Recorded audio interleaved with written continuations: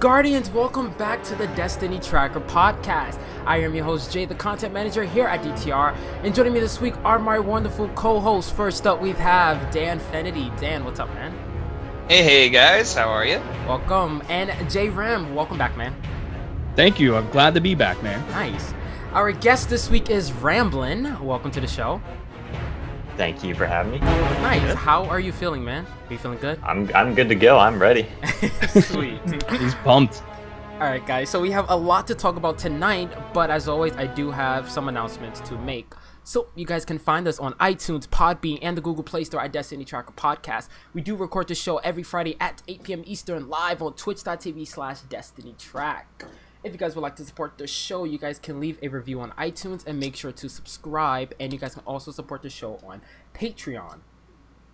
Also, please make sure you guys enter our Destiny 2 fidget spinner giveaway. We're giving away 6. That giveaway ends next Friday. So we're going to announce the winners on Twitter and here on our show. We also have an announcement tonight, a special announcement. I am proud to announce, yes, that fidget spinner is awesome. I have one, by the way. It's pretty cool. It's pretty cool. But I am selling these for $10,000 a piece.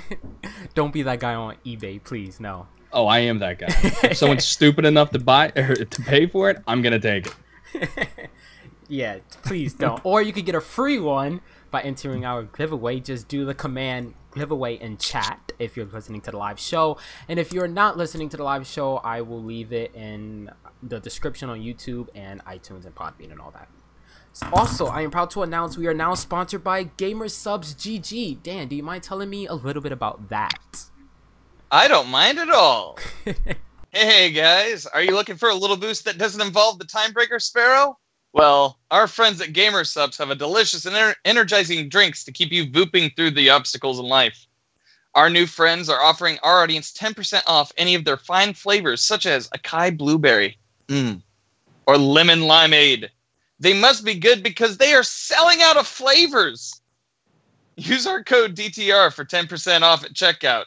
We'd like to thank our friends at Gamersubs for sponsoring us, and we'll see you in the stars. I will admit, the drink is really good, guys. You have to try. Well, once it's back in stock, the dragon fruit. That is my favorite flavor. But it's really... What happened, Dan? That's what the Dad Tales podcast dudes are all about. They're like, oh, that dragon fruit. That dragon fruit is so Every good. episode. It's really good. So GG has 0 calories and it has no powdery aftertaste. Please make sure you go ahead and try it out. Use our code DTR to receive 10% off. Trust me, you guys want to do it. So, Ramblinnn, do you mind telling us a little bit about yourself? What do you do here in the community?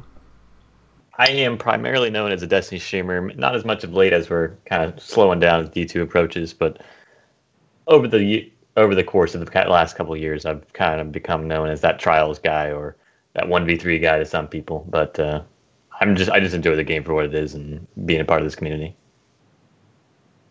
Nice. Notice how he said. Notice how he goes. You know that 1v3 guy. Like it's just like nothing. It could be 3 versus 1 and I still die. Same. I'm not that good anyway. But so. Oh yes, J-Ron? No, I was gonna say, Ramblinnn, do you have people join in with you, and then as soon as you spawn in for trials, they just leave? When I did the 1v3s, I had them drop an emote just to add a little flavor to it and send themselves to orbit. Nice. But they were always volunteers. I'm not gonna force anybody into it. Awesome. So, how did you get into streaming? How did I get into streaming? I was kind of iffy about Trials when it first came out. I just kind of played it casually, if you want to call it that. And I got caught up on Twitch with like the idea of helping people in Trials. I had never even really considered that at first. I was always, just running with my friends and getting my flawless runs done for the weekend. And a couple of my buddies of mine suggested that I give it a shot and run with them sometimes. And they were small-time streamers, but as I got used to it and as I started to enjoy it, I figured I'd give it my own chance and ran with it from there. Nice. So, Dan, you're up first, man. What questions you have? All right. Well, I have just a couple here. How many hunters are you going to be running in Destiny 2? All of them. All of them. Yes. A man after my own heart. I have when do you hear the song Ramble On by Led Zeppelin in your head whenever you see your name? No, but I do get the reference. I hear a lot of that in Ramblinnn Man. Oh, Ramblin' Man. You can thank Mark Square for that one. Let's see here. What's the biggest change to D2 that you liked the most? And which one did you dislike? Yeah. Okay. The biggest change I'd have to say is that they're creating maps specifically for the game modes that they're trying to push with this 4v4 combat. Mm-hmm. Knowing that they have a purpose for each of these maps and each of these modes that are going to work together, it means they're a little more direct this time. They have a little more interest in actually delivering a competitive multiplayer. I mean, they've used that term in the past, but it's clear they're pushing for it this time around. Yeah. Something I wouldn't like, based on my experience in the beta, it's hard to narrow it down to any one thing. There wasn't like any major problems I had with the game so far. Mm-hmm. I think the shift in time to kill was a little difficult to get used to, but by the end of the time that I've had playing the game so far, it's only a week, but I was able to kind of adapt to it, and I think it'll be worthwhile in the long run to play under that meta. Excellent. Cool. That's all from me. All right, J-Ram. Ramblinnn, how did you get your name? How did I get my name? My dad attended the University of Georgia Tech. The student body is known as Ramblinnn Rec. That was a name I used for a while, but nobody ever used the rec, so we just kind of cut it off in half and went right from there. Throw in a couple good extra ends for good measure, and there you go. And my follow-up question is, do you think Destiny 2 would, how do I want to say this here? Do you think a game mode like PlayerUnknown's Battlegrounds would actually do well in a game like Destiny 2? You would have to restrict a lot of what makes the game Destiny, such as the abilities and anything that can eliminate players quickly and on a cooldown. It would turn into a cycle of people waiting out those abilities and those cooldowns and then re-engaging, because you wouldn't want to be engaging with another player when you're at a disadvantage. If they heavily modify it, it might work, but at that point, I'm not sure I would call it Destiny anymore. Okay. See, what I was thinking of today when I was watching a couple PUBG players stream is you spawned in with just like everybody had like a sidearm or something like that. But to get a grenade, you had to find a grenade. And to get a super, you had to find orbs that were like strategically placed throughout the map. So, you know what I mean? Like, in other words, if you killed somebody, you don't get any super energy from that. You got to find the orbs to give you that super. They could definitely make something like that work. But again, I'm not sure how far out there they'd be willing to go and still call it the same game. Maybe it'd be something that they would offer to us as like a custom game mode or something that we can kind of add in ourselves, but I don't think it'd be anything we see on public servers. Okay, and one more question, if that's okay. Go for it. All right. We've been hearing a lot about this locked loadout stuff. Do you think that would actually hurt or help in a game mode like Trials? I don't think it would have much of an impact personally. The situations where you would make a decision to switch weapons, and are we talking locked loadouts for a full match then? Yeah. Okay. Then I think it might hurt in that regard. I don't think it's worth investing in something like that because it's not going to add anything interesting. It would only add a restriction. I'm personally would be a fan of locked loadouts per round, where you couldn't change your method of combat within 30 seconds, minute and a half, whatever we get. But I like the ability to switch it up between rounds and throw different strategies to your opponent. I feel like towards the end of the game, it would be a little dull if you know exactly what your opponent's running. Right. I do like the idea of between rounds. It would be nice if they gave like a little countdown, like 10 seconds, change your loadout, round starting. So what games are you playing, Ramblinnn? Right now, I'm big on H1, a little bit of PUBG on the side, but both Battle Royale games definitely got my attention. Some Overwatch, and other than that, just some story games to pass the time. Just trying to fill in the gap we have left. Yeah, we are 3 weeks away, 19 days away for some people, because some people live on a different part of the world, but we're almost there. We're almost there. Yeah. So, J-Ram, do you mind telling us a little bit about your vacation, since I know you were away? Yeah, no. The wife and I, we got married back in October. So if you are a longtime Destiny Track podcast listener, you would have known that. But for those of you who don't listen to us all the time, I got married back in October.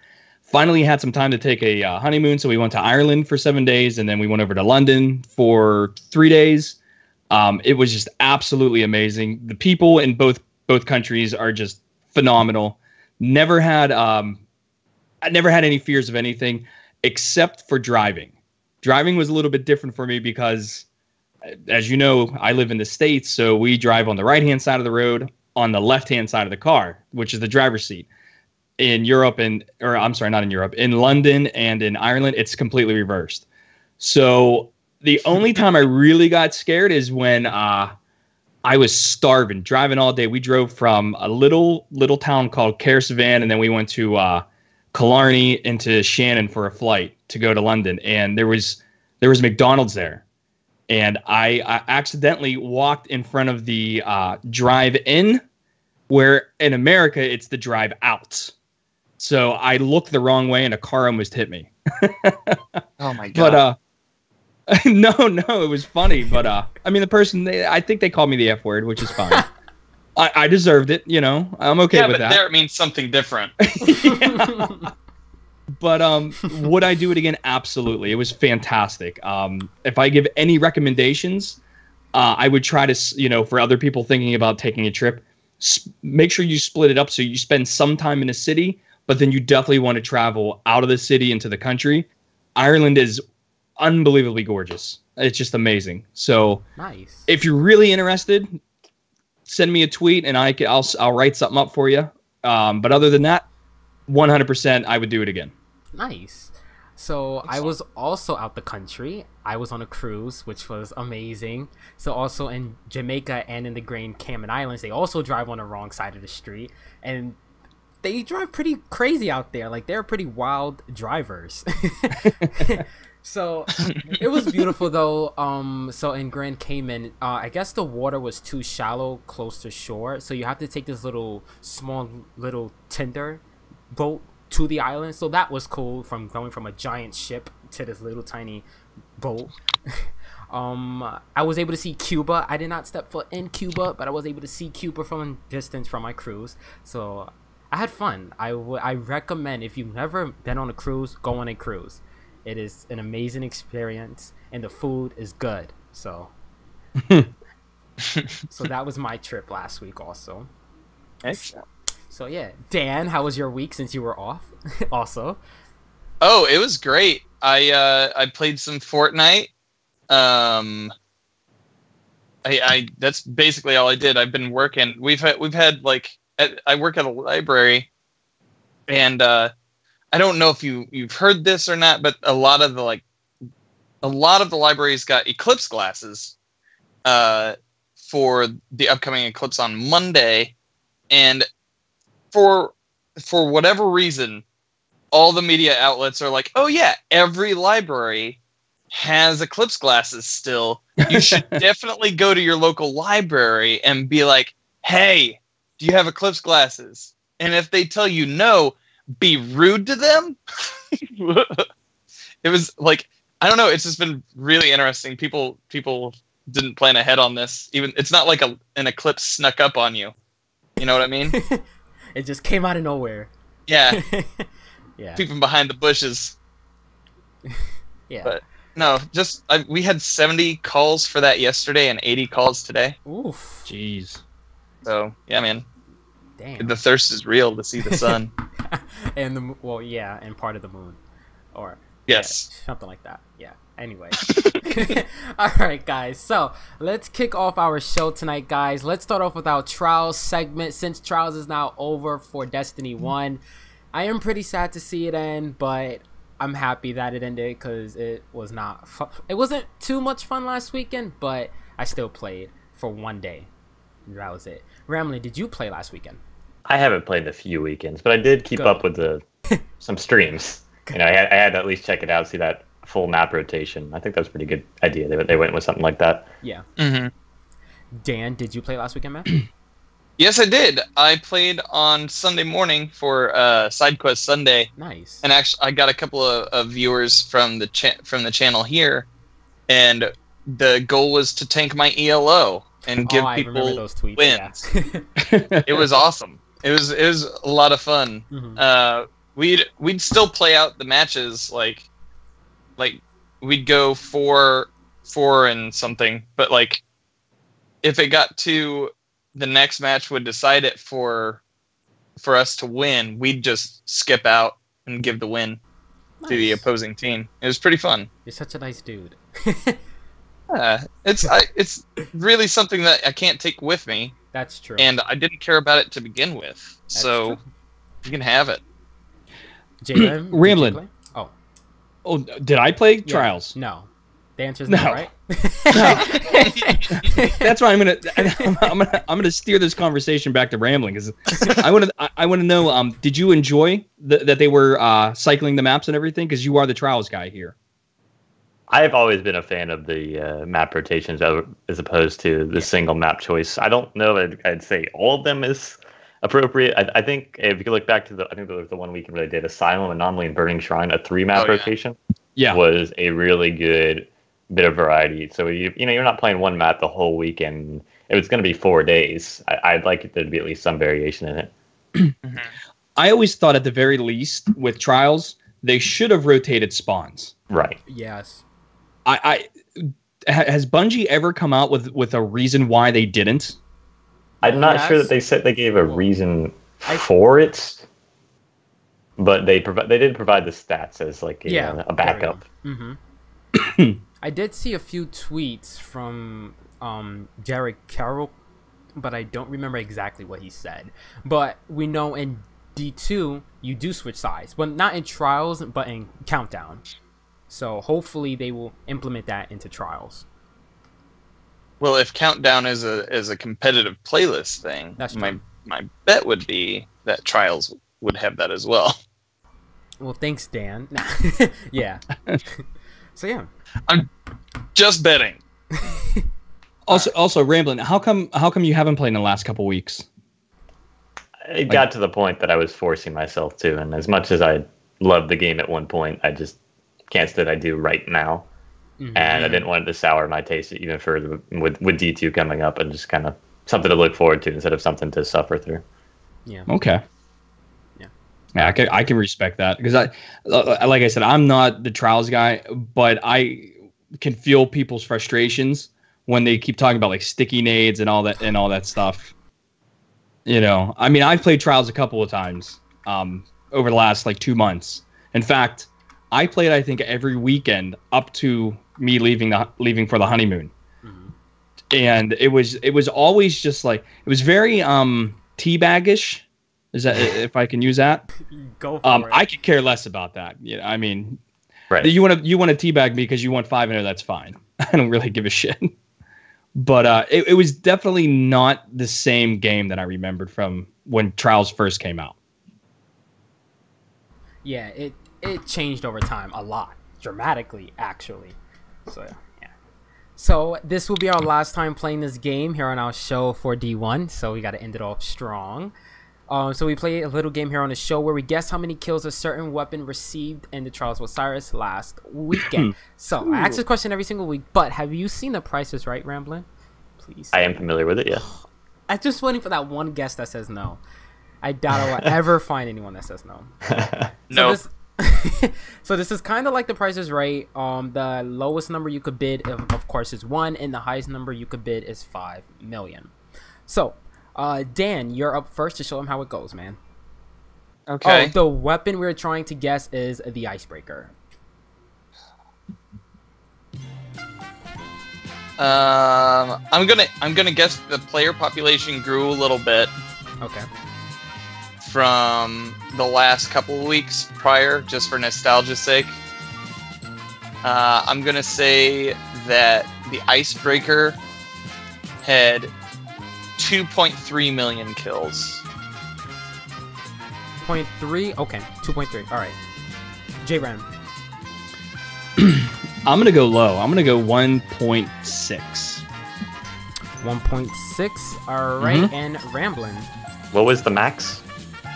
5 million. 2.3. Oh wait. Yeah, 5. The 5. Oh yeah. 5. I'll give it a 2.7. 2.7. All right. And Icebreaker received 2.1 million. 2.1 million kills. J-Ram, you're going back to Ireland. Congratulations, man. Thank you. Nice. Yeah, so 2.1. That's actually a pretty huge increase from the previous weekend.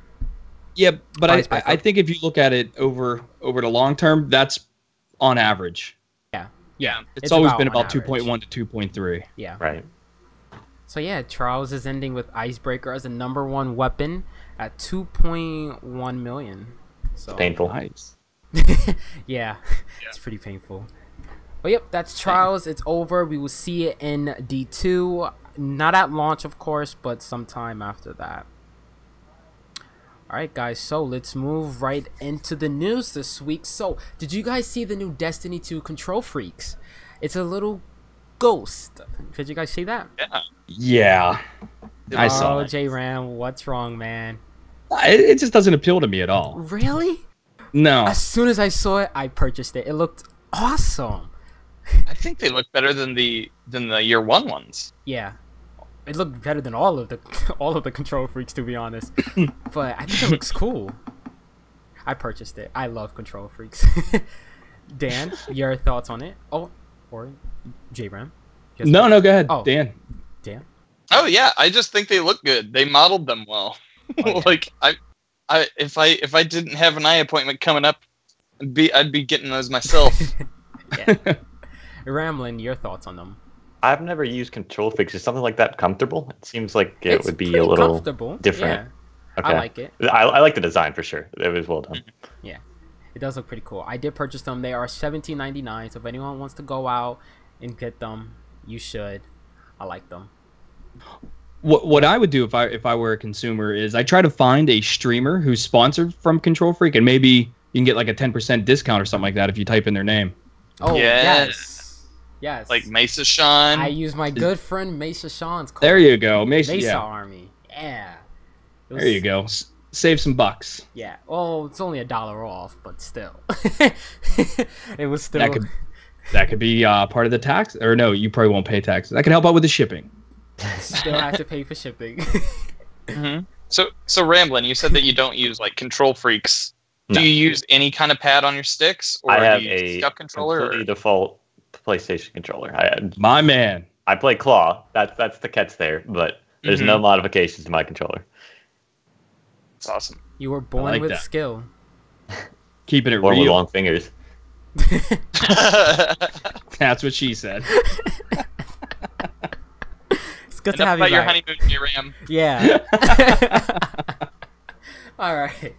So that's that about the Control Freak. So I do want to talk about a little rumor that was kind of debunked by Deej today, but I still want to talk about it. So there was a Reddit post that talked about a September 1st live event that is coming. It's going to give us 2 missions, a live action trailer, and a cutscene that will lead us into D2. Deej kind of posted on, well, not kind of, but he did post on Twitter saying Age of Triumph was the last event for Destiny 1. Well, the last update, he said. So my question to you guys is that really him debunking it? Or, because to me, I feel like he dodged the question. He didn't really answer the question, yes or no. Ramblinnn, I want to throw this over to you. I hope that I made would be sense. surprised if we don't get something. Story Yeah. mission I felt was way out of the question, but Mm-hmm. I think we get some kind of trailer, some kind of cutscene to transition and remind the people that might not know that there's another game coming out soon, and it's a good way to move on. And now is the time to do that. I think we get something, but he can't confirm or deny what that something is. That's true. It's like we've always had something that prepared us for then what's coming next. Right. So I would be shocked if we don't get anything for D2, like coming into D2. J-Rem, your thoughts on that? Yeah, you know me when it comes to leak stuff. So many leak stuff has been coming out, and it's always been true. Yeah. Did Deej dodge the question? I think he shade stepped the question. You know, I want to put it this way. I want to believe it's true. I don't necessarily know about 2 story missions up with Ramblinnn on that. But Ramblinnn nailed it on the head. Every time something major has come out, there's always been something that predicated it. Yeah. So you have the swirly thing around your face for Rise of Iron. Yeah. Right? And then you had the Wolves came out when House of Wolves is coming out. Taken King, same thing. What was Taken King? Taken was spawning in the Cosmodrome. Okay. So yeah, I would like to see something that transitions us from D1 to D2. Yeah. But like I said, as I hope I'm wrong, but that was pretty detailed what was posted on Twitter, because I did read it today. Yeah. It looked good. I want to believe it. I really do, because it would be badass. Yeah. If that was the case. So Deej's exact tweet was, Age of Triumph was described on many occasions as the last update to D1. So could this already be on our console and they don't activate it until September 1st? Maybe it's not an update, right? Right. I mean, isn't that how the DLC worked in D1? Vanilla Destiny? We already had the content. It was just you had to wait for the date and then it unlocked. You didn't download any big update or anything like that. That was a major complaint with D1. When everybody was complaining about the lack of story and everything. Yeah. A lot of people were saying it was already on the disc. It's just they didn't release it until that certain date, because I specifically remember when The Dark Below came out. It was literally, I woke up, turned on my PlayStation, it just unlocked, and then I went right in. Yeah. There was no downloading of anything. Just like Festival of the Lost. That was kind of already on our console, because they just activated it, right? Well, yeah, but I think with that, like a week prior to that, we did have an update. There's a tiny little update, I think. It was a couple 100 megabytes, if that. Look at me, I don't remember. But yeah, go ahead. Dark Below and House of Wolves, there was no download for that. I hope, because I don't know if you guys remember this, when the April update launched, there was a leak saying that the next expansion will come out in September. And then Deej actually came out and said, no, that wasn't us. It was a lie. And it turned out to be true. That exact day and everything. So I won't be surprised if he's lying. Not lying. I don't want to say that, but like... He's not lying, but he's not telling you the full truth. Yeah. Yeah, he's not telling you. Jay, you are right. If, hypothetically speaking, if it's already on our consoles because of the Age of Triumph update, then he's being truthful by saying there's nothing else. You're not going to get another update. If it unlocks, different story.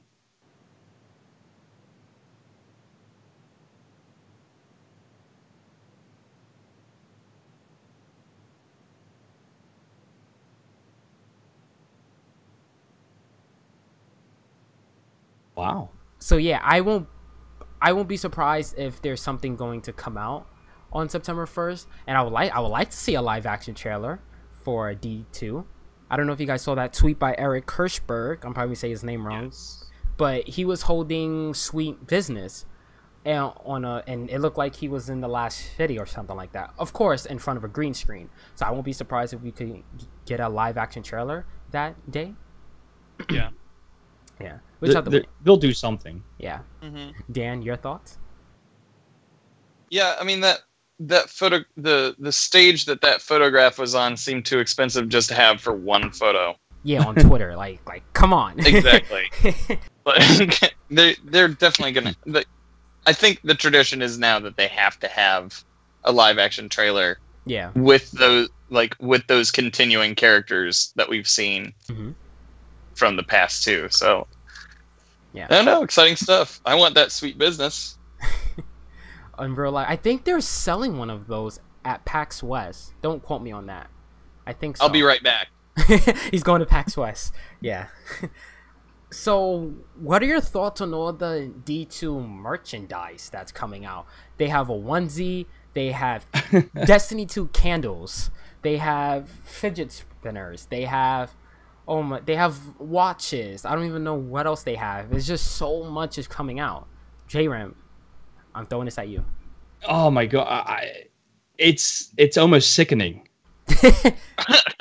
When I saw the onesie, I was like, nah, they went too far now. Yeah, I mean, it's no like problem. They are trying to get into every market, which is good. I mean, that's if you want to sell something, that's what you want to do.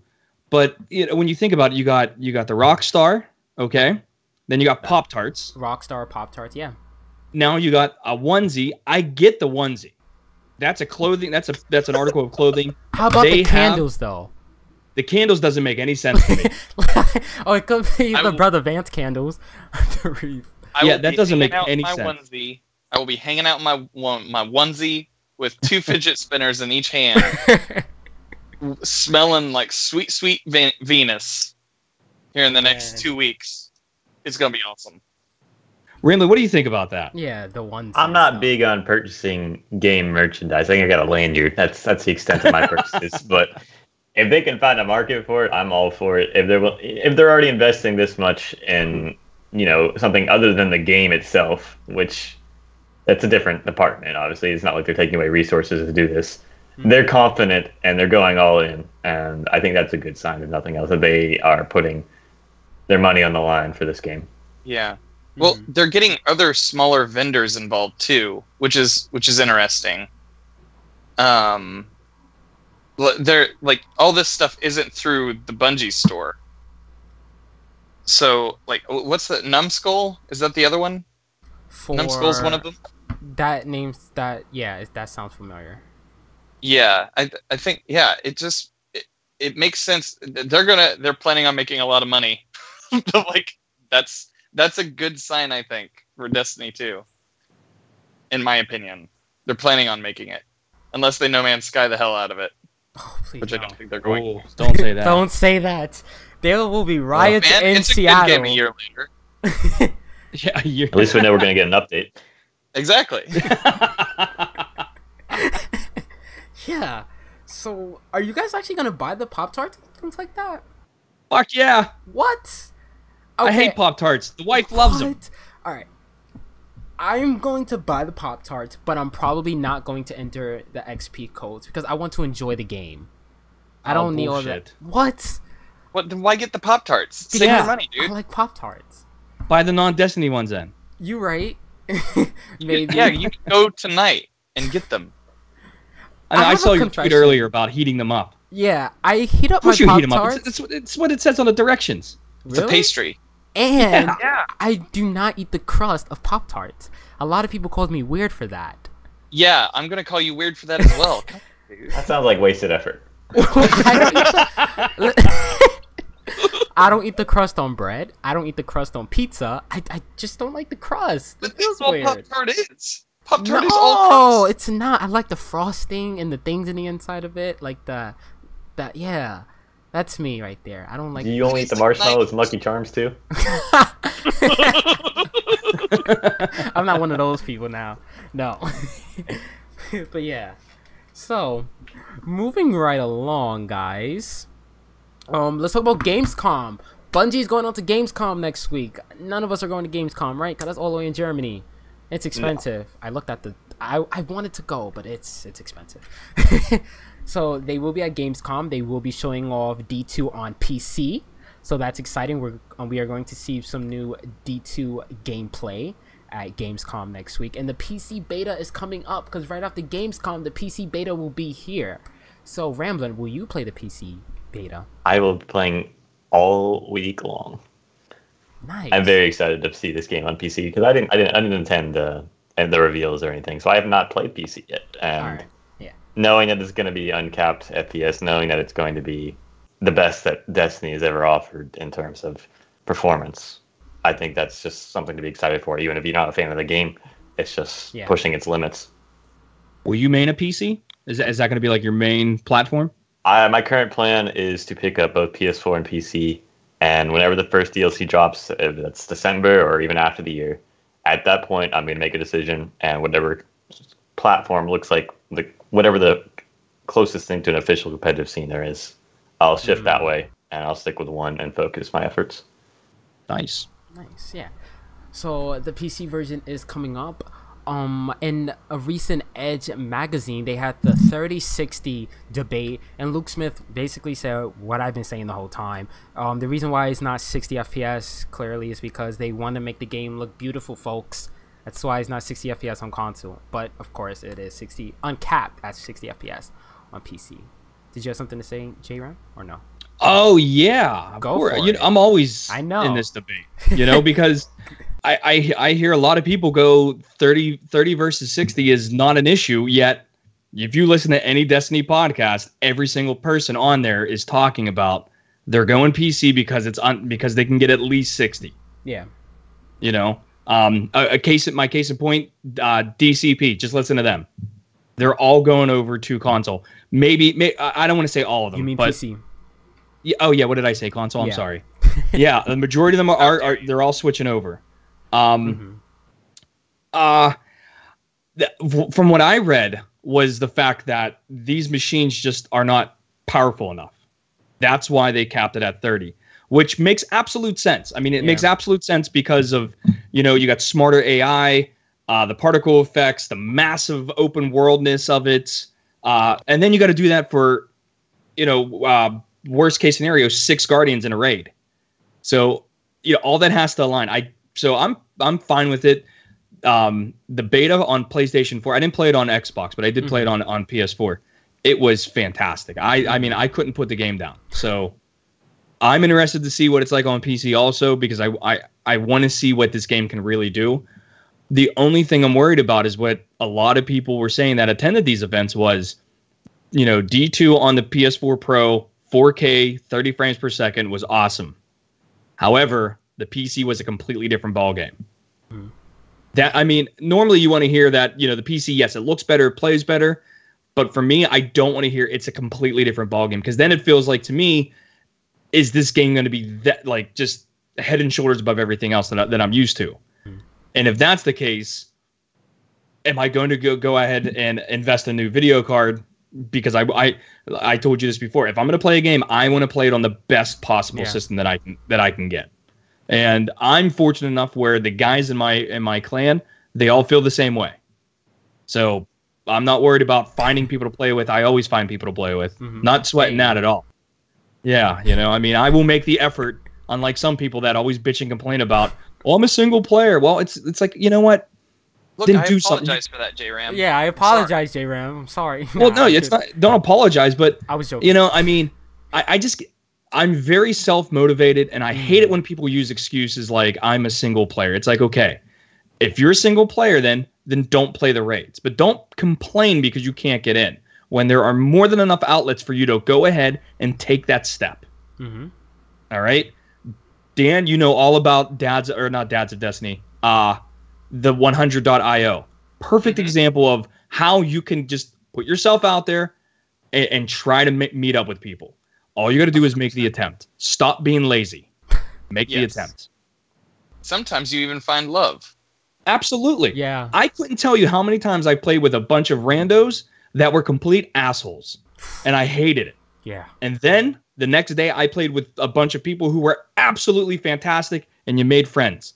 It's like throwing a dice.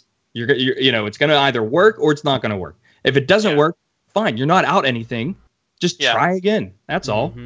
You attempted to be a friend. You attempted to be friendly. Right. That's the worst that happened. As long as you're not the person going and being that asshole. Different story. Yeah. Then you don't deserve to play. But and I've run into those people, and that's fine. You know what you do? You go, you know what, guys? I just can't do this. Good luck. I hope you find somebody else that can fit your mold that you want. And then you go right back on and you look again. And I usually mute that person. yeah. But it is nice that that D2 is rolling out with guided games, because it puts all of that stuff in the game, which is going to be really good. And it's not, and you know, if you use the guided games, it's not like you can just randomly go in with someone. Like, you're going to have to make the effort, tell them who you are. Then the people are going to tell you who they are. And it's going to be, you know, and hopefully your goals and your aims align properly. And if it does, it's going to be a great time. If it doesn't, move on to the next. Yeah. All right, I'm off my soapbox. I'm proud of you. Don't be lazy. I like the soapbox, though. I like your soapbox, man. It was good. We should get a transcript of that. Nah, I'm kidding. I'll get it. I'll get it. Put on a pillow for you. There you go. And I can cry in it at night. Yes. So, Ramblinnn, what are your thoughts on that? It's a little different for someone who, like me, who's, you know, I'm a streamer. I have a community. I have people I can connect with that will, you know, are always. I always have somebody available to play with. But if you look back to year one, I never used LFG, but I was a big fan of the Fireteam subreddit, and I was that guy who would go and I would post, "I can run sword. Let me join your Crota group." I'd kill Crota, and I'd move on to the next one. And I met half of the people that make up my mod team today just doing that. Just people I never would have played with, because if I had settled for, you know, what I had, and instead of venturing out there and finding new groups of people. And it was just, I don't know how long it's been with these guys, 10, 15 minutes sometimes. And that was enough to know that I want to play with this guy again. And they felt the same way. It was easy to connect with people that way. Yeah. Yeah. I've played on the 100. I've used the 100 for several different things. Right now, like, kind of trying to build out the clan that we just started. Like, it's been interesting, kind of dipping into the games on the 100 and finding people. But yeah, it's pretty tough sometimes if expectations aren't real. I feel like I'm talking about a dating site. Like, it's like Tinder, swipe to the right. It's like a video game dating site. Yeah. Those exist. Well, how do you know, Jay? Moving on. Moving on. How was your vacation? Moving on. Alright, guys. Let's talk about the TWAB this week. So, the Destiny Companion app is receiving an update on August 23rd. It's getting some brand new features for D2. They're getting a brand new section called Explore, where you get to see all the events and activities that are happening in the game. And then they're going to have a clan section. Returning from D1, you're going to have your gear, your LFG, your profile, and your support. So I do have a question for you guys. What apps did you use in D1? Yeah. Ramblinnn, you first, man. Always Destiny Item Manager. Nice. Always. All right. I mean, I support the, you know, Ishtar and all the other ones out there as being other options, but I found it Destiny Item Manager. It was exactly what I wanted. Why bother trying other things that time? I mean, if it works, it works. Yeah. All right, J-Ram. Yeah, I'm gonna have to concur with Ramblinnn here. Dim, amazing, fantastic Chrome extension. And then I used the Bungie app. It sucked at first, but now it's actually very viable. It's good for, like, in a pinch. Sometimes I'm playing, I don't have my computer turned on, so I will use the Bungie app. But if the computer's on, Dim is up, farming mode enabled. All right, and Dan. If I'm playing games with friends and I have my laptop next to me, which I always do, it's Dim. If I am bored on the couch while Jenny is watching Bachelor in Paradise, Ishtar. That was very specific. It is. It's a very specific instance. But I mostly use Ishtar Commander. I love that app. I haven't used Dim too much. I love Ishtar because I'm always on my phone. So Ishtar is the app that I use. So up next in the TWAB, so you guys are able to preload D2 if you have a digital copy starting next week on the Xbox One. And then on PlayStation, you can start to preload it on August 31st. Now, I'm pretty shocked that Xbox is coming first. And then when I tweeted that out, someone said, yeah, because it takes less time to download less content. Savage. Exclusive. I am pretty shocked that you're able to download it first on Xbox, though. So there's that. Any thoughts on that, guys? It's just Who cares? pretty plain and simple, right? Is it pretty early that you're able to download it, though? Is it kind of early to download the game? When you like include the next week? PC beta in the picture, I think they're just trying to keep everything in line instead of having it all happen at once. Yeah, that's true. Because they seem like they are doing a lot next week. You got you're able to preload, and then the API information. Like, there's a few things going on. So it seems like they're trying to get everything out the door now, which is Nobody good. wants to wait in a digital line. Oh yeah. Oh my god, not again. Knowing How me, pissed off there's were probably people still that gonna day? be- There's still going to be some type of queue, even though they're going to have the rolling release. So wherever it is, midnight your time is going to be released. I feel like you're still going to be in the queue, though. I live on the East Coast, so it will most likely be a queue. I read Ready Player One last week, Uh-huh. and there is an instance where everybody is trying to get to the first marker in it, and a corporation is kind of keeping a bubble over it. It reminded me of Rise of Iron. Just everybody waiting in line, just having to push through a little bit, getting pushed back further in the line. It triggered me. Oh, it triggered me. Oh, Twitter was salty that morning, right? It was funny, though. It was funny. So yeah, that's the TWAB this week, guys. So we do have a little bet going on here on the show, guys, where we're trying to guess when Raid 5 is going to release. So last week we had, well, not last week, the weekend before that, we had Solely, Bible, and Just Sam on our show, and they both said that Raid 5 is going to release on September 15th. I disagreed with them, and I said Raid 5 is going to release on September 8th because they want it to be competitive. They don't want a lot of people to be at a high level entering the raid. So, and also Luke Smith did say that Wrath of the Machine and, well, Raid 5 is going to be in the same release window as Wrath and King's Fall. So that's why I said September 8th. So JRAM, what is your date? I think I said I said the 13th. Did you? The 15th. I think you and Dan both said the 15th. I'm the only one that says September. Oh, we did? 8th. Okay, Yeah. whatever Dan said. I know I agreed with Dan. Yeah, it's the 15th then. Yeah. So Ramblinnn, now that you have some background knowledge on that, when do you think Raid 5 is going to release? I'm gonna throw a disclaimer in here and say that I would prefer if they waited almost a month. And I that's agree probably with not a popular opinion in the wider community, but Explain. Explain. I would expect it to release on the 8th, not only as for you said, people having not everybody maxed out and geared up, but so that basically the consumers and critics will have access to the full contents course of the game and be able to judge it based on that. You don't want to be waiting to deliver your best content later on, and when people have already maybe given up on the game after their first experience and saying, "Oh, there's not really any end game. I'm going to pass on this." And I think if they want their game to be represented in the best light, they will get their best content right out the gate. I think that's the best argument I've heard for the 8th. That is the best argument. Absolutely. It's better than mine. Good. So are you saying the 8th? Yes. Definitely the 8th. Okay. So if I lose, I actually have to wear a wig on our show for a certain amount of... It's for a month, really? For 8 months. All of best too. No. So yeah, I do have to wear a wig on the show if I do lose. So that would be pretty interesting. So yeah. So you said September 8th, and everyone said September 15th.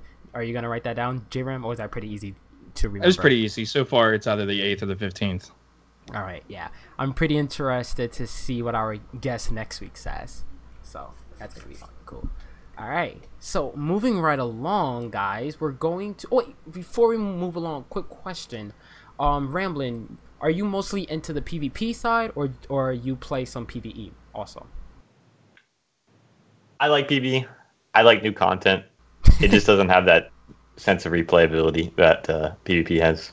You'll see me on new content day one, and only that day. I'll be in Crucible pretty much every day after that. All right. Are you sure D2 is going to launch with a lot of content for PvE? Looks like. That maybe my first day will be a long day. All right. Might leak into the second day. I'll go through all the content, however long it takes, but once usually, and maybe for multiple characters just to kind of level everybody up. But I don't really. And Destiny 2 it's not here yet, so I can't say that it's not going to have more replayability. But based on my experience in Destiny 1, once was enough for me. All right. So, guys, we're going to talk about the Destiny 2 Edge magazine now. Now, quick alert. Disclaimer, guys, there are some spoilers in here. There are some story spoilers towards the end, so if anyone wants to like back out now or fast forward about a good 10 minutes, then I recommend you should. All right, so first up that came up in the Edge magazine was the weapon system. Luke Smith defends the weapon system by saying if it was implemented into D1, basically we will all like it. So I think that's a pretty good summary of what he said, right? J. Ramblinnn? To a point, yeah. All right. Why do you say that? Go ahead. Well, because he did kind of elaborate a little bit on the fact that that's true. Before you go into an encounter, he said you're actually going to talk about, okay, who has the void weapon, who has an arc weapon, who has the solar weapon. That way, if you reach a certain encounter where you need that gun, right, to take down a shield or something like that, you got somebody there that has it. My question is, if it's going to be that specific, how hard are the shields going to be to take, or what type of, in other words, let's say you walk into this encounter and everybody has arc, but in order to get this guy's shield down, you need solar. How hard is it going to be to get his shield down, or will there be things within the environment that will also help us get his shield down if we don't have those specific guns? Mm-hmm. You know do you see what I'm saying? Yeah. Because that's my big issue. Mm-hmm. You know, because he even mentioned that once you get the shield down, the boss's health is going to go down pretty quickly, but it's getting to that point. Mm-hmm. So here he's clearly talking about a new way of playing the game, a new mechanic that we're going to have to figure out. You know, which is good though. I think that's amazing. That's what we want. We just don't want a bullet sponge. Oh yeah, right. No, please no. But like I said, my big thing is, okay, what if you don't have that weapon loadout? Then how do you go about doing it? Will there be something within the environment that helps? Yeah. Sorry, I'm laughing. I just saw a thing in the comment. But, I mean, in the chat. But, yeah, I agree. Like, it would be tough. I want the enemies to be challenging in D2, and it looks like that's what we're getting, because in D1, there were a lot of bullet sponges. I think we could all agree on that. It was a lot, actually. So yeah. I'm glad to see that they are learning from their mistake and actually changing up. So any other thoughts on that, guys? Dan, Ramblinnn? I'm pretty indifferent. If it works, it works. Yeah. It doesn't matter to me. Yeah. Do the guns shoot? No. Will I have fun? No. So next up is the abilities. So base cooldowns are lower in final game than they were in the beta, which is so good, because there were some matches where I didn't even get a super, and if I did get a super, it was at the end of the match.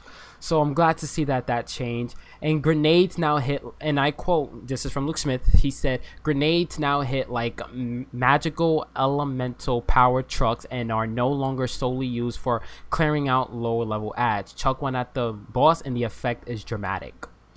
I think that's good to hear, though, right? That's awesome. Yeah. That was one of my complaints within D1, is that the grenades didn't feel like they were powerful enough. Yeah. And that's in D1. D2, I mean, I still had the same argument, but it was kind of like, well, that's what we did yesterday, so I'm just expecting the same. Mm-hmm. But if this is how they're going to be, I think it's going to be awesome. Yeah. All right. Next up is the exotics. So a perk in the Dawnblade subclass let us speed up the recharge rate of our grenade with airborne kills. An exotic chest piece acquired during the campaign when our character's level are still in the single figures makes us hover in place when we aim down our gun sights in air. Isn't that an exotic in D1?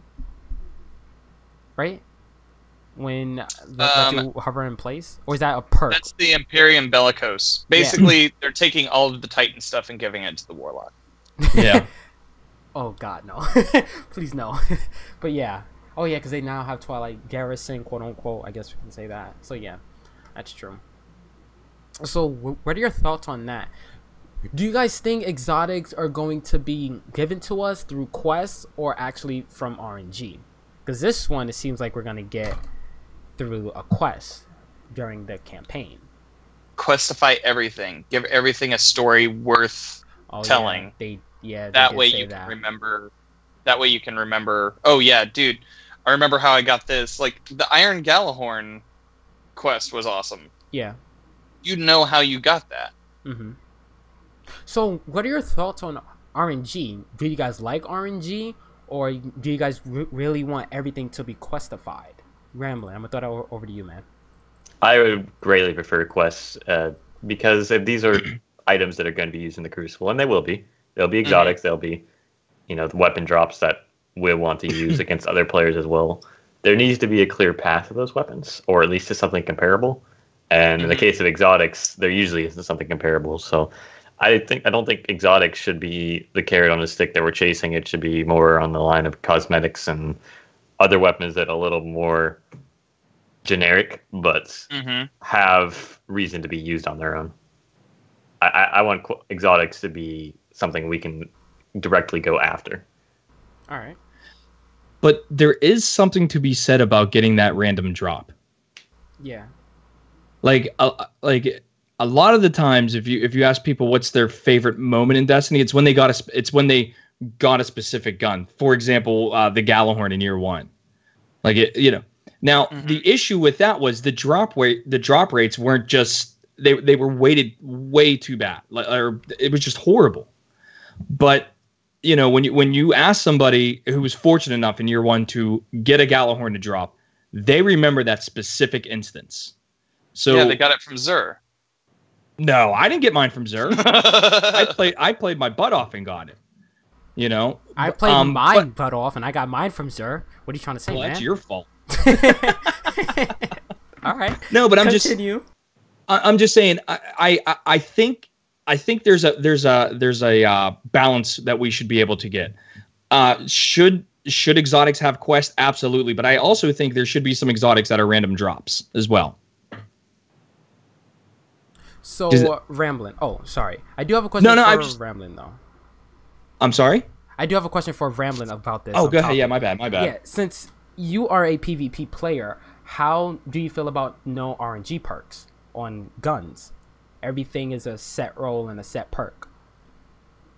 If there's a lot of weapons, that's a very good thing. I think when you look at the competitive Crucible players, whatever you want to define that as, they are willing to play pretty much as long as they need to obtain the weapons they want. And limiting their ability to do so is not unnecessarily restrictive, I feel like.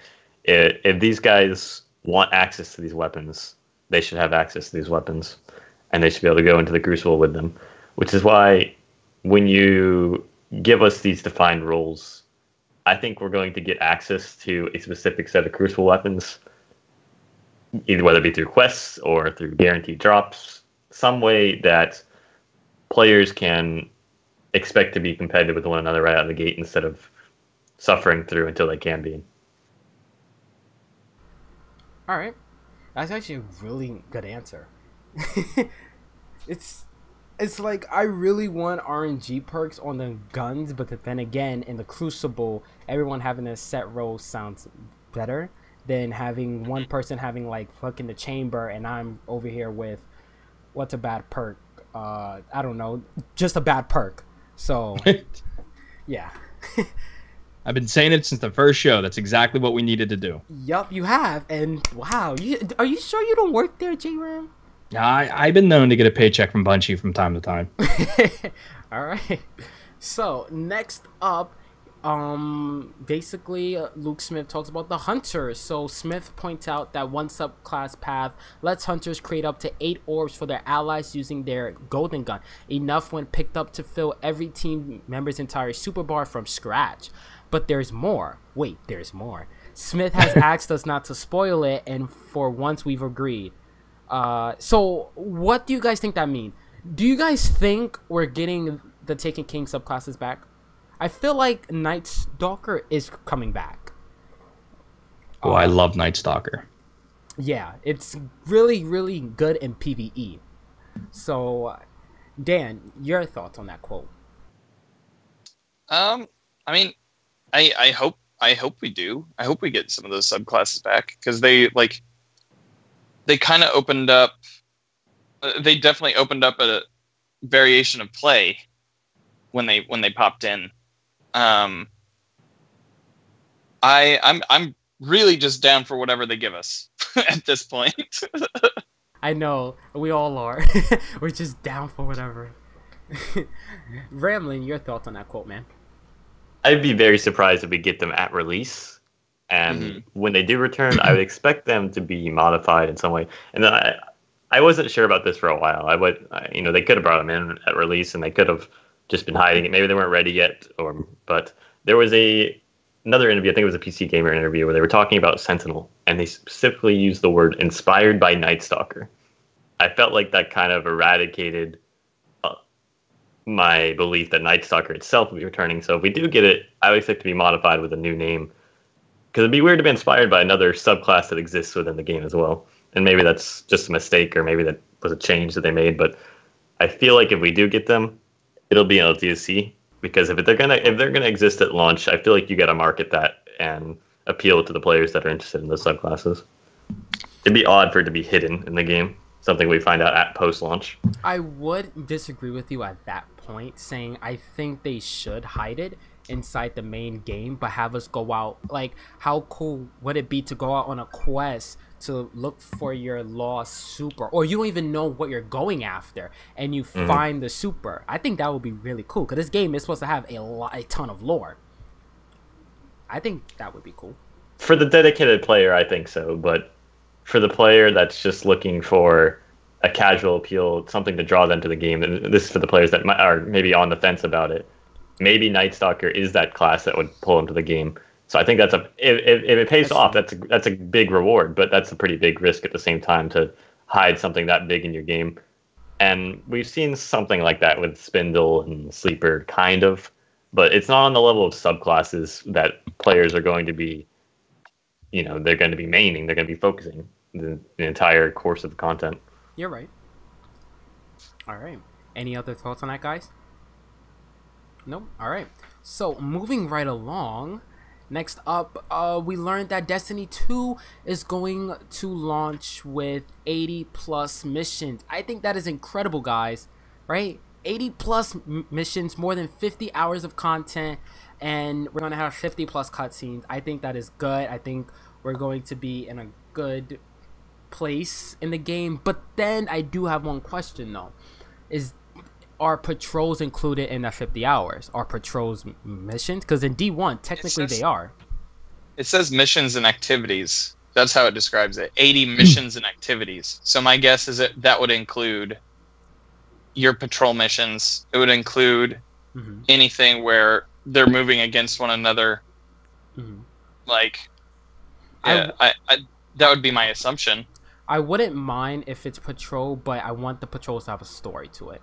It does say in length, challenge, story, and reward. I really want it to have a good story to it. If this game does have a lot of lore, as they say, I want everything to have lore to it. J-Ram, your thoughts on that, man? No, I mean, more doesn't automatically equal better. So I'm cautiously optimistic about this. Okay. As the lifespan of D1 continued to grow, the story got better. Now, obviously, it wasn't at the level of which we expected from Bungie coming from the Halo series and everything, but it got better, and it wasn't like it was just a little bit better. I mean, big steps were taken. Mm-hmm. So, when it says 80 missions and activities, the first thing is, okay, well, how do you break, what's the breakdown of that stuff? And like I said, more doesn't automatically equal better. Mm-hmm. And who knows, these missions could, I mean, theoretically, and this is me being, putting the mean cap on my hat or on my head right now, these missions could be 2 minutes long. Mm. I mean, they could be really small ones or they could be lengthy ones. So just because, they're touting how many they have, fine, that's great. I will wait to give an opinion once I actually play them. That's true. I didn't even think about that. Because it could be cautiously small. optimistic. Yeah. It looks good on paper, though. It looks good. Oh, absolutely, it does. Any number looks good on paper. Yeah. So you're right about that. I didn't even think about it that way. As a player, you're getting so excited and all that, like, woohoo, 80 plus missions. But then you have to remember he's talking to a magazine company and they're trying to sell a game, so it has to look good. So, damn. Thank you. So, anything else on that, guys? I'll just say that 80 is, if they're going to use that as the number, that's definitely stretched to the absolute max that it could be. I don't think they would undersell their game in any form. So if we get 80 homecoming quality missions, that was an awesome mission. That was a really good sign for the game, but that's not going to happen. It's not exactly. possible. And that would be all awesome 80 if of it them. was if it was 80 homecoming missions. That would, I mean, my God, that would take forever. Yeah. Yeah, and that's what I would want. But we'll see what happens. Cautiously optimistic. That's your favorite term. All right. Well, I just hated how, like, you got these big time YouTubers and Twitch streamers and everything, and all they do is talk about, like, how great something's going to be, and then it's not great. They're only doing it because they want clicks and views and stuff like that. Case in point, what was that Andromeda game? Mm-hmm. Mass Effect Andromeda. Yeah, I mean, Mass Effect, that game was terrible. but all your big time YouTubers and everything were like, oh, it's going to be great. It's, the story's going to be amazing and all this stuff. And it got people to go out and buy the game. Mm-hmm. When cautiously optimistic, there are very few games that I will go out and pre-order. Destiny is one of them. Mm-hmm. Destiny is one of them. But I am not the type to sit there and just jump on the bandwagon. Give me some facts and proof, not 80 missions, because that is just 80 missions. That is extremely vague. Yeah. Because you have no idea how they're defining missions. Like you said, Jay, is that patrols and everything, or is that straight up anything related to the story? Mm-hmm. If the patrols fit into the scope of the story, great. That's fine with me. But don't give me, a 4-minute mission. That's not a mission to me. No. That's like an appetizer. But you can give me a 4-minute pizza. Yeah. You didn't see that coming, J-Ram. No, I didn't. And I love pizza. All right, next. So here's a bit of a spoiler, guys, about the last boss in D2. So if you guys just want to fast forward really quickly, it's not a huge spoiler, but basically they said boss fights are no longer going to be you checking your damage output and your endurance. Is mostly going to test your skill, and the final boss is going to be shape shifting. Now, that term right there is pretty interesting, because does that mean Goal is going to change in the last mission, or will Goal not be the final boss? Will it be someone else? Or we kill Goal before, and then someone else comes? Like, I think they said there was someone else much higher than Goal. I can't remember the name. The Flying Spaghetti Monster? No. But you guys understand what I'm trying to say, right? Yeah. So yeah, Ramblinnn, your thoughts on that, man? It's a big if. I couldn't say one way or the other, but I am excited to hopefully see more mechanics built into the game rather than DPS checks. And the first strike that we've seen wasn't amazingly impressive in that regard, but it's the only one we've seen. So I think there's a lot of potential there. And another quote that said is, his health bar goes down quickly once you land shots on him, but the real battle is creating the opportunity to do so. For finding the gaps between his attacks and his backup troops. That sounds pretty cool. I think we're finally going to get this big bad boss that we have to fight, even though Gold seems like that. So I think that's going to be pretty cool to see in the final mission. J-Ram, your thoughts, man? Yeah, I mean, from what was said, I'm super pumped about stuff like that, because that's the type of game that you want to see. You you got one guy and his job is to make sure, you shoot at this moment in time and hit him in this spot to get his shields down. I think that's amazing. What I would like to see is, did they carry that same theme into the strikes? Because as Ramblinnn said, the first strike wasn't anything special. Spongy. Yeah, I mean, let's be honest. It was a Destiny 1 strike. It was huge and it was beautiful. The inverted spire? Yeah, it was just a Destiny 1 strike all over again. I feel like that strike is going to be really early on in the game, because when you saw those enemies, I think they were level 6, but like level 200. Yeah, who cares? I could care less about those numbers. Okay. Because we have no idea what anything is. I mean, I hear other people talking about, oh yeah, they're going to be light level 400. I'm like, how do you even know what the level is going to be? Yeah. Just don't spit out arbitrary numbers. Mm-hmm. But if you look at the design of that strike, it was a Destiny 1 strike. Mm-hmm. And Dan, the boss was nothing special. Dan's right. Well, I would agree. It was like a 90s style boss. I've said it before. It's 3 stages. It took you to 3 different locales, and you melted him a little bit at a time in different situations. Now, all of those situations were very bullet spongy. If there had been a different mechanic each level, awesome. But it just wasn't there yet on that one. So what are you guys trying to look for in strikes? Dan, you first. I want clever ways to take down any boss. I want there to be kind of like some ambling routes that you can take. Maybe not something that's a straight line to the boss, but like some shortcuts and paths that you can kind of squeeze through. More so mechanics, like Ramblinnn said. All right. J-Ram. Oh wait, no, J-Ram busy. Ramblinnn. I'd like to see options, different ways to defeat the boss and different ways to clear the level. Yeah, that'd be cool. Mm-hmm. It would add not only enjoyment for the first time around, but a lot of replayability to be able to maybe combine those options even once you perfected it, and that would be a good way to have something to shoot for, something to aim for next time around, instead of just repeating the same thing that you did the last time. Mm-hmm. And J-Ram. One thing that Destiny 1 did pretty well that I kind of liked is in certain strikes, they actually integrated the boss into the strike, not at the end, but more towards like the beginning. Mm-hmm. A good example of that would be the Tannic strike, where you encounter him multiple times throughout the strike. Same thing with On the Goal. You encounter her right before you get into her final room, but like right out in that little open spot. So it would be cool to see them integrate that into strikes.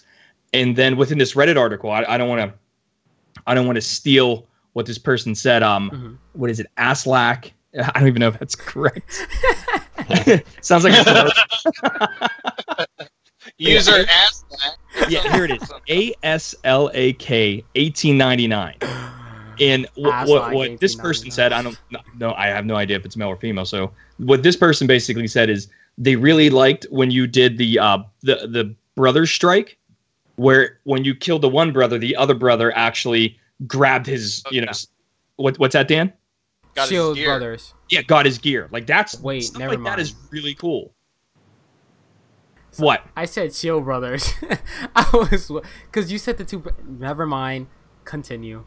Okay. No, I'm just saying that stuff is cool because that strike potentially has a different way of encountering it if you kill depending on who you kill first.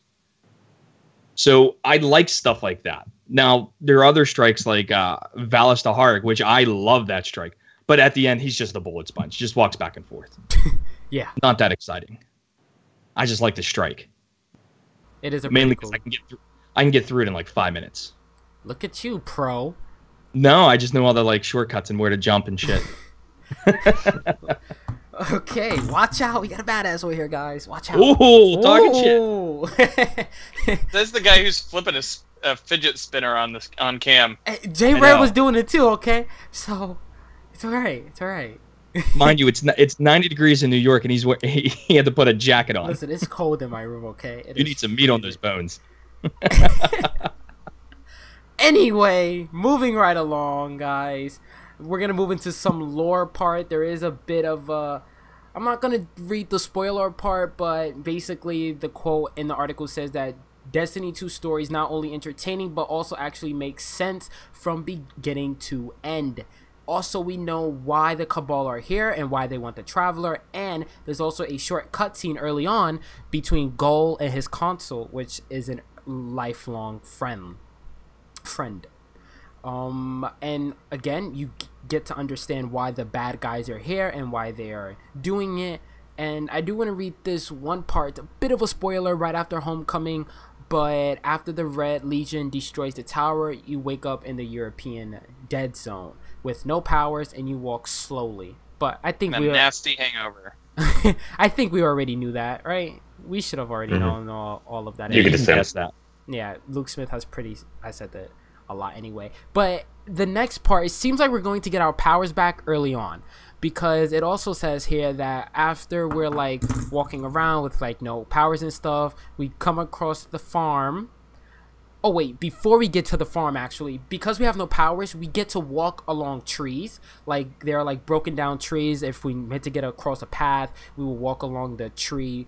And then there it says we're gonna be able to climb not mountains but like tall walls and all that. So I think that's actually pretty cool to see that in the game. But after we do all of that, we are going to get across the farm, and then we're going to meet Hawthorne, and then she's basically going to tell us where we could get our light back. So I'm actually disappointed about this, because I really wanted us to go on for a long time without our light. But it seems like we're not. Well, it seems like if they don't give it to you soon, it's a survival game more so. Which the farm did have some like Last of Us vibes to me. But they have to give you Destiny is a power fantasy. They have to give you powers in order to fulfill that fantasy. That's the game they're selling. All right. Ramblinnn, your thoughts on that? It kind of throws me back to the Metroid Prime series, what I'm most familiar with. Those three games, where you're stripped of all your weapons and powers at the beginning of the game, and you gradually, throughout the course of the game, regain those. I think that's a very effective story mechanic, because it has a good flow to it. You're gradually getting stronger, and it would also replace any of that subclass XP grind that we had to deal with in Destiny 1. So you would have a clear path and missions to chase after if there's unlocks you want to obtain. Mm-hmm. It's the hero's journey. There's the call to action. Yes. Yeah. It's like I really wanted to go a few missions without it, at least until throughout the European dead zone, because this is about us losing our light, right? And they kind of market that heavily. They always said, welcome to a world without light.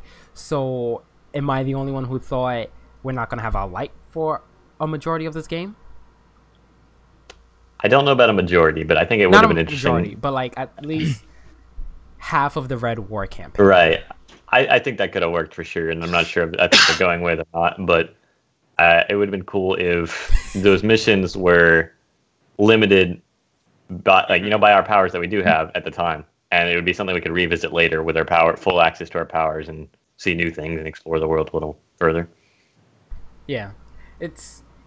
I had really high hopes for this game, but still, I do have high hopes, but still, I thought about a lot of things differently than was actually going to happen.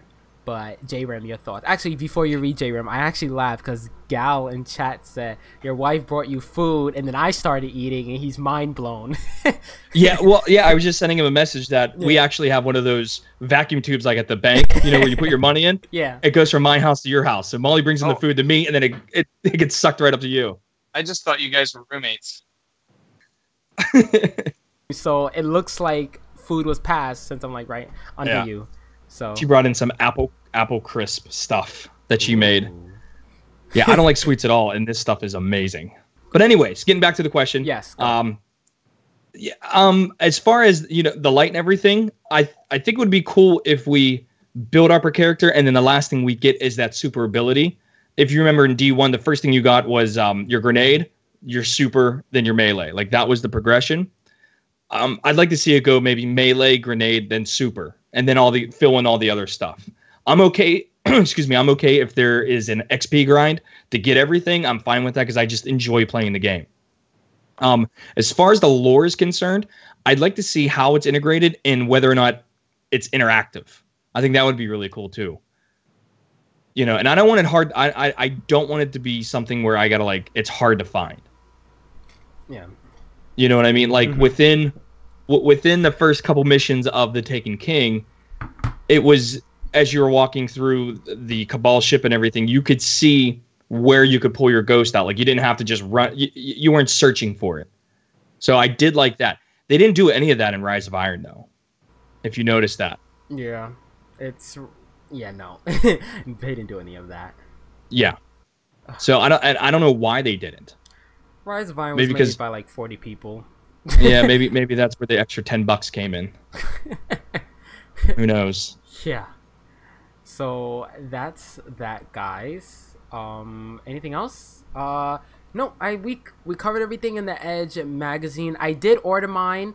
I am looking to get mine soon in the mail. It looks really cool. It's very interactive, I guess you can say, the booklet. So I will get mine in the mail soon, and hopefully it will be here before next week's podcast so I can show it off. So yeah, guys, anything else you guys want to talk about? Anything on your mind? Any thoughts about D2 you guys want to say before we end? No? All right. I think the only thing I'd really bring up that you kind of skipped over was the potential for clans in D2, knowing that we're going to be able to work together and earn rewards for one another. I think that's awesome that we're already getting something like that at launch, and it's only going to get better over time. Yeah, that's cool. I did forget to read one quote from the Edge magazine where Luke Smith stated, but we already knew this, but let's say you're in a clan, and if you don't get to finish the Nightfall 1 week, but a clanmate does, you will get a reward package in their honor. I think that's pretty cool, right? Right. Yeah. Absolutely. It's a pop-up book. It's a pop-up book with the image of the person who finished the Nightfall, and it says "Nana Nana Boo Boo." Nah. And there's one more thing also, if you guys haven't noticed, on the Bungie.net site, when you guys try to log in, it gives you the option for PSN, Xbox Live, and now Blizzard. So I think that's pretty cool. Man, can you guys believe we're almost there, guys? We are 3 weeks away. We have Gamescom next week. We're able to preload it on our console next week. The week after, we have the PC beta. We have PAX West that week. And then after that, D2 will be here. Time went by. I really hope, and this is just me, I really hope that after preload it, like a day or two before the game releases, you can download that day one patch. Yes, there will be a day one patch for the game. But I don't want the day one patch to be there when I turn on my system. I already want it installed. Yep. You see what I'm saying? Yeah. Like, there is nothing worse than when you when you get home, if you're one of the people that buys your games through a physical media, a disc, in other words, you put it in your PlayStation or Xbox, and then you have to wait for it to download. Yeah. It's like, especially on PlayStation 4. PlayStation 4 is such a great console, but boy, does their infrastructure suck ass. It does. Yeah.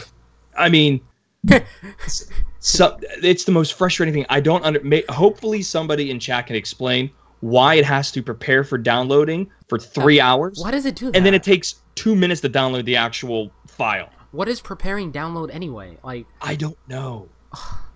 And Dan says that's the superior console. It's not. Because it is. Oh no, it is. Until the PC comes around. Until Xbox One X comes around. Thank you. I'm kidding. Go to sleep. I don't want to start a war. No, it's fine. All right, guys. All right. So yeah, we are 18 days away. The PC beta is in 10 days, guys. We are almost there, like right there. Next week on our podcast, we're going to have Ms. Team KK. Lauren will be here on our show. I'm super excited to talk about her. To talk to her, not talk about her. Talk to her. And also talk next to her. Yeah, she's gonna be like somewhere on the screen, but yeah. Yeah, she's just gonna be next to you on the screen. Yeah. Just be careful. I also finished our September calendar for the podcast, but I'm going to announce that next week. It hurts because I want to announce it now, but I'm not. So I'm excited for that, guys. So yeah, we're almost there. We are almost there. So, ending question for the night, ladies and gentlemen, is what is your favorite ice cream topping? I will go first. I am in love with rainbow sprinkles. Like, you guys don't understand. I love rainbow sprinkles with a passion. Okay. Dan's like, all right. Well, Dan, since you already talked, what is your favorite ice cream topping? Peanuts, man. Get that sweet and salty going. No. J-Ram? I love strawberries. So chocolate ice cream with strawberries, that's it. That's all I'll eat. That's why we're friends. And Ramblinnn, what is your favorite ice cream topping, man? Not always accessible, but anytime you can, definitely brownie chunks. Oh, there you go. Yes. That's good. That's a good one, Ramblinnn. Yeah. Also, another food thing. When I was on my cruise, they had this chef aboard. I think his name is Guy something. And he has Guy's Burger Joint. I think so. He has like blonde hair. He talks weird. He looks like the lead singer of Smash Mouth. I don't know what that is, but yeah, he could be in a. But yeah. Band. Yeah. It was called Guy's Burger Joint. It's amazing. The burgers were amazing, guys. The guys just, oh my god. Yeah, it's. Is everything dipped in alcohol? I don't know. If you guys are tuning into the live show right now, I just put his face on screen. If you guys want to see what he looks like, it's good. Guy's Burger Joint was just amazing. You're cutting out, Jay. You're cutting out, buddy. I'm cutting out. I sound cutting good out, Jay. What? Okay. Why'd you put Guy Fieri's face on the screen? That's the guy we're talking about. I guess Skype is acting up. You need to stop that right now. We're gonna get a rating for M. Anyway, guys. Thank you guys for watching the 41st episode of the DTR podcast. Thank you, Ramblinnn, for joining us this week. Thank you for having me. I don't know, it's been fun. Thank you. Thank you very much. So, where can we find you on social media, man? It's Twitch or Twitter, RAMBLINNN, Ramblinnn with 3 N's and no G. All right, Dan, where can we find you on social media, man? You can find me on Twitch at Danfinity. You can find me on Twitter at DanFinitwitch. All right, J-Ram, where can we find you on social media, man? Everywhere's the same. J_Rambo9119. All right, you guys can find me on Twitch at, Destiny Tracker on Twitch at Destiny Track, and on YouTube at Destiny Tracker. You guys can find me on Twitter at J_DTR, and you guys can find Destiny Tracker on Twitter at Destiny Track. Make sure you guys enter our fidget spinner giveaway, guys. We're giving away 6.